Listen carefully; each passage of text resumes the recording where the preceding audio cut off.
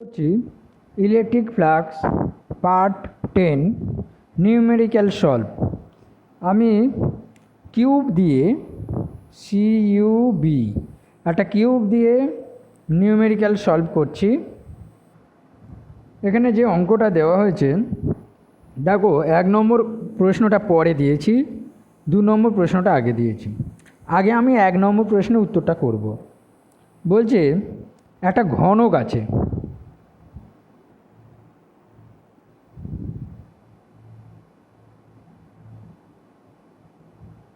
এই ঘনকের বাহু হচ্ছে এ, তাহলে প্রতিটি বাহু হচ্ছে এ। ক্লিয়ার?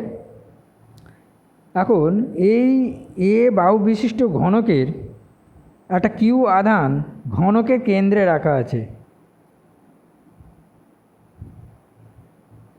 এখন এই ঘনকের কেন্দ্রটা মনে করছি এই জায়গাটা, এবং সেটা হচ্ছে কিউ আধান। ভালো করে বুঝবে।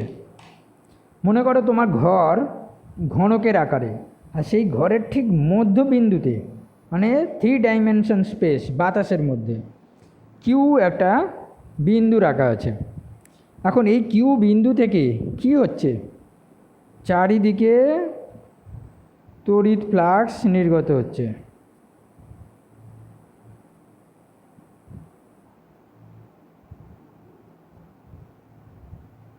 প্রচুর তড়িৎ ফ্লাক্স বের হচ্ছে। Clear? Electric lines of force এখান থেকে বেরোবে, সেটাই তড়িৎ ফ্লাক্স। যেহেতু চারদিক দিয়ে বেরোচ্ছে, আর এবং এটা হচ্ছে একটা ক্লোজ সারফেস। ওকে, তো মোট যে তড়িৎ ফ্লাক্স নির্গত হবে সেটা কত? প্রশ্ন করছে যে ঘনকটির মধ্যে দিয়ে এই তড়িৎ ফ্লাক্স কত হবে। আমরা কি জানি, 1 নম্বর কোয়েশ্চেনের এ দাগের উত্তর, তড়িৎ ফ্লাক্স মোট কত হবে, ক্লোজ সারফেস দ্বারা আবদ্ধ যে আধান, সেই আধান ডিভাইডেড বাই এপসাইলন নট। আমি ফ্রি স্পেসে করছি অঙ্কটা, ফ্রি স্পেস অর্থাৎ বাতাস মাধ্যমে বা ভ্যাকুয়াম মাধ্যমে করছি। এটা হচ্ছে প্রথম প্রশ্নের উত্তর। ক্লিয়ার? Very simple.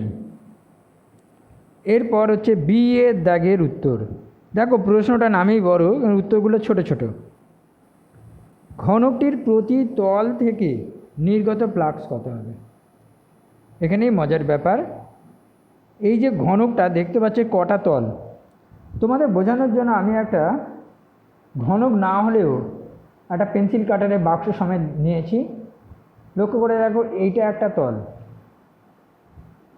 আর তার ঠিক উল্টো দিকে এটা একটা তল। দুটো হলো, এটা একটা তল, এটা একটা তল। 4টে হলো, এটা একটা তল আর এটা একটা তল। তাহলে মোট 6টা তল হলো। এটা একটা ঘনক, এই ঘনকের 6টা তল। তাহলে প্রতি তল থেকে নির্গত ফ্লাক্স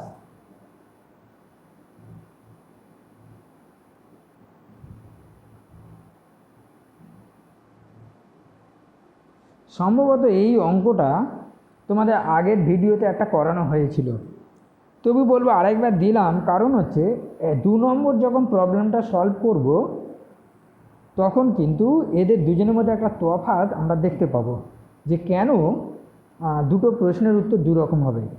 প্রতি তল থেকে নির্গত ফ্লাক্স ড্যাশ দিলাম, 6টা যেহেতু তল, সুতরাং 6টা তলের অর্থাৎ 6টা তল দিয়ে ভাগ হবে। ঠিক আছে? তাহলে আগের যে ফ্লাক্স ডিভাইডেড বাই 6, অর্থাৎ প্রতিটি তল থেকে তো একই পরিমাণ তো সব বেরোবে, মোট 6টা তল দিয়ে বেরোচ্ছিল। এটা হচ্ছে 6টা তলের মধ্যে দিয়েই তড়িৎ ফ্লাক্স বেরোচ্ছে। ওকে, তাহলে প্রতি মানে একটা তল থেকে যে ফ্লাক্স বেরোবে সেটা 6 দিয়ে ভাগ হবে। তাহলে কিউ বাই 6 এপসাইলন নট, এটাই হচ্ছে আনসার। এই পর্যন্ত কোনো সমস্যা না, কিন্তু এই আইডিয়াটা মাথার মধ্যে ধরে রাখতে হবে। আবার বলছি, এটা একটা ক্লোজ সারফেস, বদ্ধ তল। এই তলের ভিতরে কিউ আধান আছে, আধান থেকে তড়িৎ প্লাস সব দিক দিয়ে সমানভাবে অর্থাৎ তলের সাথে লম্বভাবে নির্গত হবে। একটা ল্যাম্প জ্বাললে চারদিকে যেমন আলো ছড়িয়ে ছিটিয়ে পড়ে সেই রকম। তোমার একটা উদাহরণ দিতে পারি, কদম ফুল কে কে দেখেছো? কদম ফুল, তো কদম ফুল যদি কেউ দেখে থাকো, কদম ফুলের ভিতরে একটা গোল বল থাকে, আর সেই গোল বলে কি হয়, পাপড়িগুলো সব গেঁথে থাকে। হ্যাঁ, ঠিক এই রকমভাবে গেঁথে থাকে। সেই পাপড়িগুলো একটা একটা করে তুলে নেবে, দেখবে ভিতরে বলটা বেরিয়ে আসবে। তো সেই আইডিয়াটা নিয়েই তোমরা যদি ভাবতে পারো তাহলে কিন্তু ব্যাপারটা নিতে পারবে। আচ্ছা, এবার চলে যাচ্ছে 2 নম্বর প্রশ্নটা। এটা কিন্তু একটু মন দিয়ে বুঝবে, ভালো করে বুঝবে। এ বাহু বিশিষ্ট কোনো ঘনকে একটি শীর্ষবিন্দুতে, এইখানটায় তফাৎ ঘটে গেল। আর আগেরটাকে কি বলেছে? 1 নম্বর প্রশ্নে কেন্দ্রে বলেছে। দুটো অবস্থান কিন্তু আলাদা। তো শীর্ষবিন্দুতে কিউ মানের একটা আধান রাখা আছে, তাহলে 1 নম্বর ঘনকটির মধ্যে দিয়ে ফ্লাক্স কত হবে? এই 1 নম্বর প্রশ্নের উত্তরটা নির্ণয় করছি, ভালো করে একটু বুঝবে।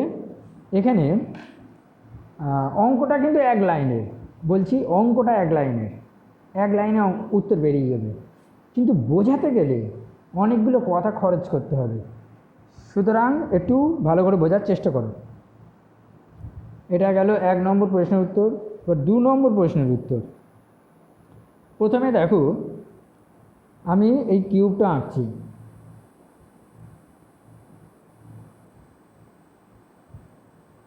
এই কিউবের যে কোনো একটা শীর্ষবিন্দুতে কিউ আধান রাখা হয়েছে।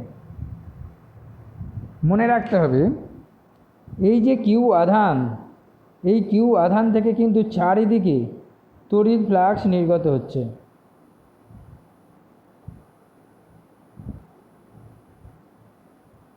অঙ্কের উত্তর 1 লাইন, কিন্তু বোঝাতে গেলে আমাকে অনেকখানি কথা বলতে হবে।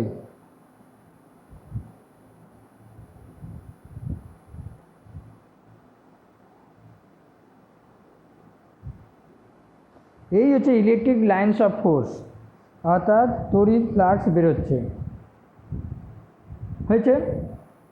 আচ্ছা, কিন্তু এটা যদি শুধু পয়েন্ট চার্জ হতো তাহলে একটা গোলক আঁকতাম, কিন্তু এখানে মেনশন করেই দিয়েছে যে এটা একটা কিউব। তাহলে এই কিউবটা, এইটাকে যদি সেন্টার ধরি, এই পয়েন্টটাকে সেন্টার ধরি, তাহলে চারিদিকে আরও অনেকগুলো ঘনক বা কিউব আছে, সেটা আমি আঁকছি।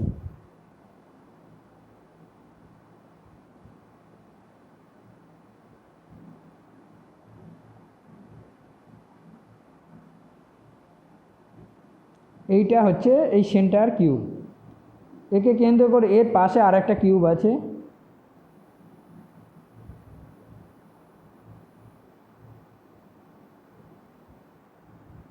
তার পাশে আর একটা কিউব আছে,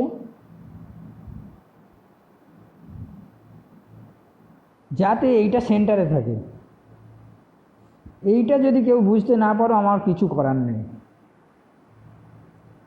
এই যে পয়েন্টটা, এই পয়েন্টটা সেন্টারে থাকতে হবে। ওকে, এখন কটা কিউব হলো? 4টে, 1টা 2টো 3টে 4টে কিউব হলো। এই যে 4টে কিউবের উপরই তল, এই সারফেসের তলে কেন্দ্রে আছে কিউ, এই কিউ আধান। কিন্তু এটা হচ্ছে এই 4টে ঘনকে উপরি তলে, সেন্টারে, কিন্তু সমগ্র তলের সেন্টারে না। তাহলে কি করতে হবে? এরপর আমাকে যেটা আঁকতে হবে, এর উপর আরও একটা কিউব আছে।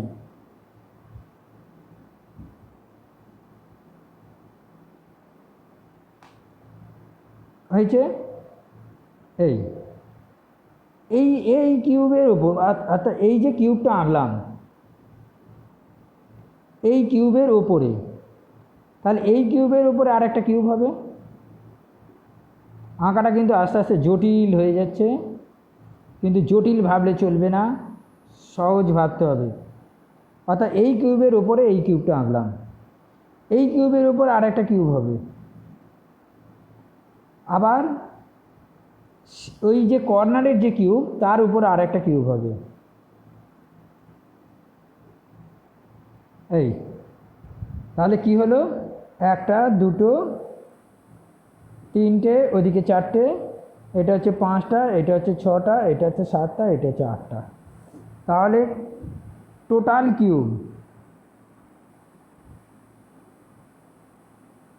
8।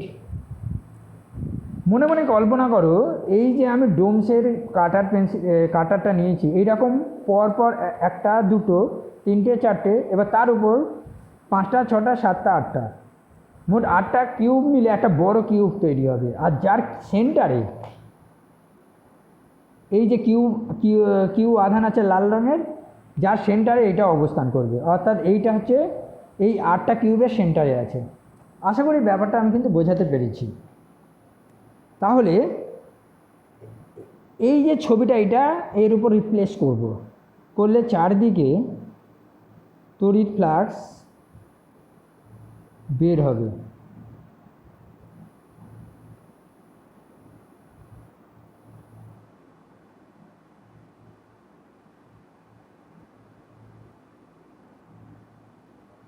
আশা করি ব্যাপারটা বোঝাতে পেরেছি।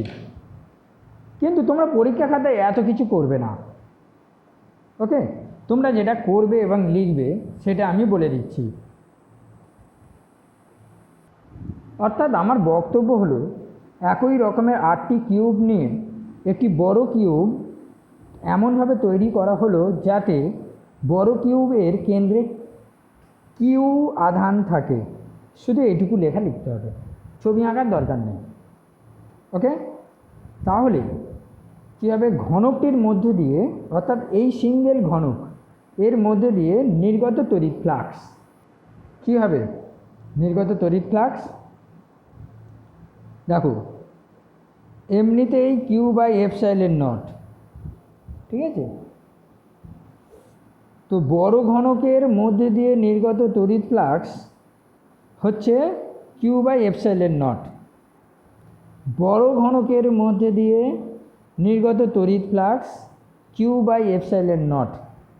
মে আই রাইট? এই বড় ঘনকের মধ্যে দিয়ে নির্গত তড়িৎ flux Q by epsilon naught.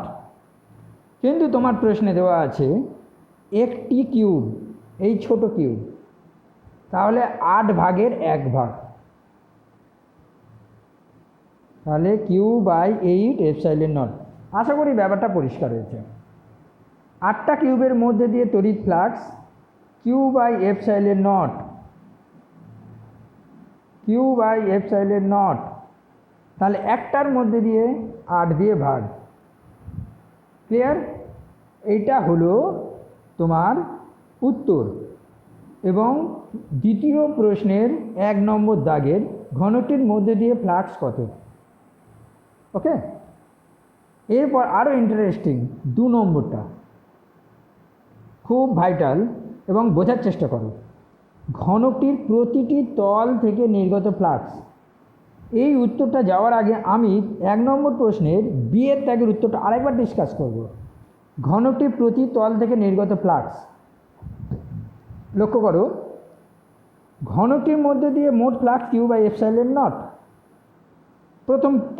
প্রথম ক্ষেত্রে যখন কেন্দ্রে থাকছে, কিন্তু প্রতি তল থেকে হবে, যেহেতু 6টা তল, খুব খেয়াল করো, একটি ঘনকের 6টা তল, তাই 6 দিয়ে ভাগ। কিন্তু 2 নম্বর ক্ষেত্রে, 2 নম্বর প্রশ্নে 2 নম্বর যেটা বলছে ঘনকটির প্রতিটি তল থেকে নির্গত ফ্লাক্স, কিন্তু এক্ষেত্রে একটা বিশেষ ব্যাপার যে শীর্ষবিন্দুতে থাকছে, তাহলে এইটার মতন আনসার হবে না। কেমনভাবে হবে সেটা আমি ডিসকাস করছি।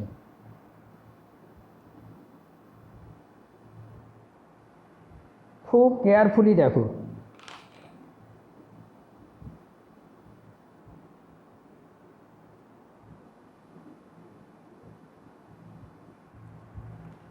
আধানটা আছে এই জায়গায়।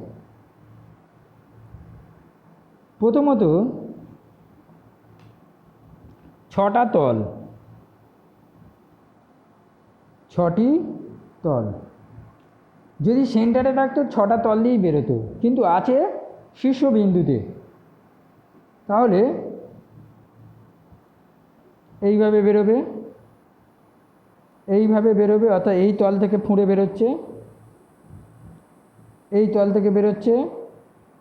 আর ওপারে যে তলটা, আমি 3টে তল বলছি, এই যে তলটা উপরের তল, top, TOP, top, top surface. এই যে টপ সারফেসটা দেখো,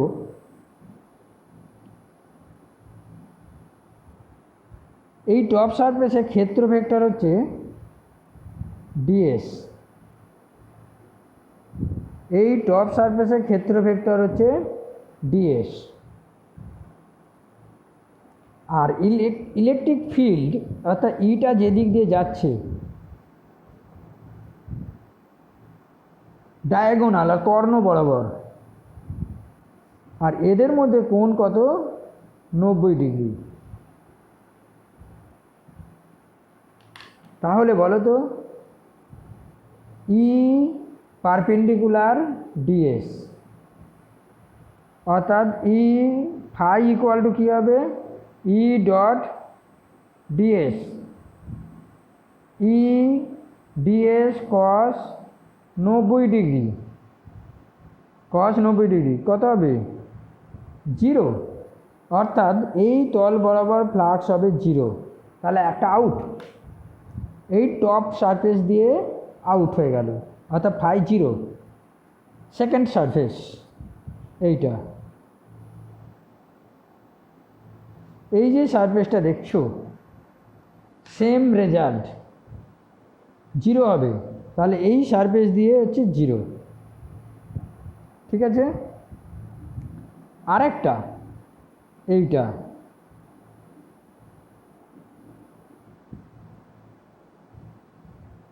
এইটার মধ্যে দিয়েও কিন্তু ওর ঠিক পাশাপাশি যাচ্ছে। এই দেখো, এই ছবিটা দেখো,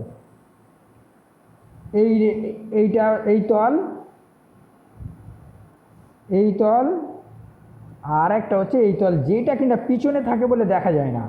এই দেখো, আমি নীল বর্ডার করে দিয়েছি এই ভিতরের তলটা। এই যে তল দিয়ে যাচ্ছে, এখানেও কিন্তু ফাইটা 0 হবে। তাহলে 3 সারফেস,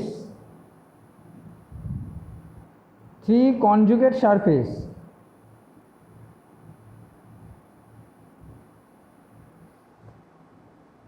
ফাই 0। ব্যাপারটা আশা করি বোঝাতে পারছি। কারণটা কি লিখতে হবে? যে কারণটা আমি লিখে দিচ্ছি। দেখো, কিউ আধানের সন্নিহিত 3টি তল পরস্পর 90 ডিগ্রি কোণে আনত। এই তলগুলিতে ই পারপেন্ডিকুলার এস, অতএব ফাই 0। তাহলে ক্লিয়ার হলো। তাহলে বাকি রইল কয়টা তল? 3টে তল। তাহলে 3টি তলের মধ্যে, অতএব বাকি 3টি তলের মধ্যে দিয়ে তড়িৎ ফ্লাক্স কত হবে? এই রেজাল্ট। কারণ এই রেজাল্টটা হচ্ছে এই বড় কিউবের মধ্যে, এই ছোট কিউবের মধ্যে দিয়ে মোট তড়িৎ ফ্লাক্স, ঘনকটি মানে এইটাকে বোঝাচ্ছে, এই ঘনকটির মধ্যে দিয়ে মোট তড়িৎ ফ্লাক্স এইটাকে বোঝাচ্ছে। ওকে। কিন্তু আমার প্রশ্ন, 2 নম্বর প্রশ্ন, প্রতিটি তল থেকে কত পরিমাণ তড়িৎ ফ্লাক্স যাবে? এখানে প্রতি তল বলতে গেলে মোট তো 3টে তল, আগে 3টে তল আউট, সেখানে ফ্লাক্স ফাই 0, তাহলে পড়ে রইলে 3টি। তাহলে 3টি তলের মধ্যে দিয়ে, বাকি 3টি তলের মধ্যে দিয়ে তড়িৎ ফ্লাক্স হচ্ছে এইটাই, Q/8 এপসাইলন নট। ঠিক আছে। তাহলে প্রতিটি তল থেকে, একটি তল থেকে কতগুলি তড়িৎ ফ্লাক্স হবে? তাহলে উত্তর হচ্ছে, ফাইনাল উত্তর প্রতি তল থেকে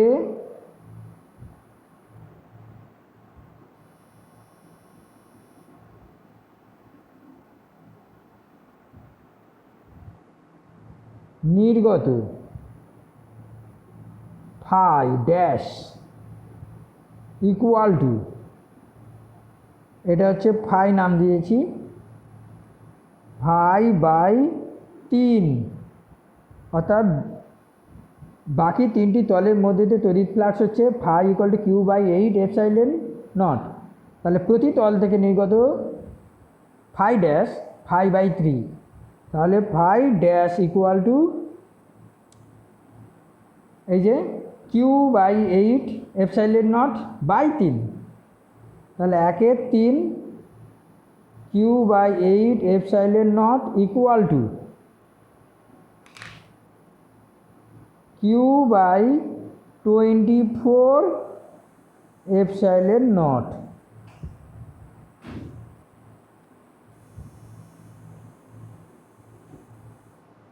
ক্লিয়ার? এই যে কালো কালি দিয়ে লিখলাম এটাই হচ্ছে আসল উত্তর, তার ব্যাখ্যাটা আগে দিয়েছি। তোমরা উত্তরটা লেখা শুরু করবে এইখান থেকে। কিউ আধানের সন্নিহিত তিনটি তল পরস্পরের 90 ডিগ্রি কোণে আনত, এই ছবিটা আঁকবে। এই তলগুলিতে ই পারপেন্ডিকুলার এস, অর্থাৎ ফাই 0, বাকি তিনটি তলের মধ্যে দিয়ে তড়িৎ flux Q by 8 epsilon naught, তাহলে একটি তলের মধ্যে দিয়ে কিউ বাই 24 এপসাইলন নট। এটা একটা ভালো অঙ্ক, কঠিন অঙ্ক, তোমার এইচএস পরীক্ষায় নাও আসতে পারে, কিন্তু একটা কনসেপ্ট তোমরা পেলে যে এই টাইপের যদি অঙ্ক আসে এবং যদি এমসিকিউ আসে অন্য অন্য জায়গায় পরীক্ষায়, তাহলে কিন্তু এই আইডিয়াটাকে কাজে লাগিয়ে চটপট হিসাবটা করে ফেলতে পারবে, অঙ্ক কষারও দরকার হবে না। ক্লিয়ার? Thank you.